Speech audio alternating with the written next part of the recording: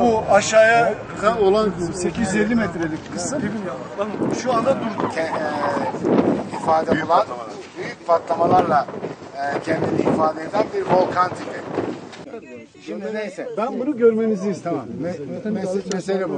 Bu 6,5 kilometre kare çapındaki kalderanın içinde dom yapıları, küçük yine tek evreli bir volkanizma görmüyoruz. Stratovolkan yukarıda da anlattığım gibi zaten tek bir fazla oluşmuş, birdenbire pat diye sivilce gibi plop diye çıkmış ve Sonra da bitmiş değil yani. Öyle bir şey değil. 68 lav çıkışı var.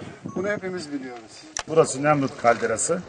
Bu jeoparkın kalbi olacak. 2 gündür gerek Kula Belediye Başkanımız, gerek Kula'dan gelen bilim adamları, gerekse Türkiye'nin diğer bir jeopark olan Kızılcahamam Jeoparkı'nın yöneticileri, bakanlık temsilcilerimiz, üniversiteler hep birlikte Bitlis ilinde bu jeoparkı nasıl hayata geçiririz onun tartışması içerisindeyiz.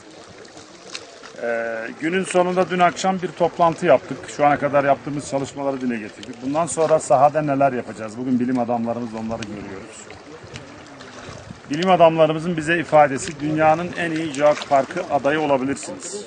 Yani aday olabilirsiniz dünyanın en iyisine. Fakat tabii birinci olmak, ikinci olmak tamamen jürinin takdir edeceği bir şey. Biliyorsunuz jeoparktan dünyada aşağı yukarı 100 milyar dolarlık bir turizm pastası var.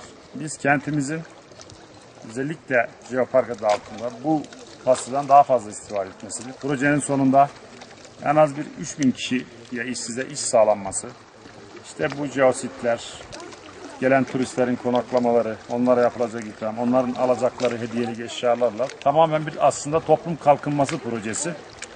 Sadece Bitlis ilini değil, Doğu ve Güneydoğu Anadolu, hatta Türkiye'nin elini uluslararası platformlarda güçlendirecek bir statü bu.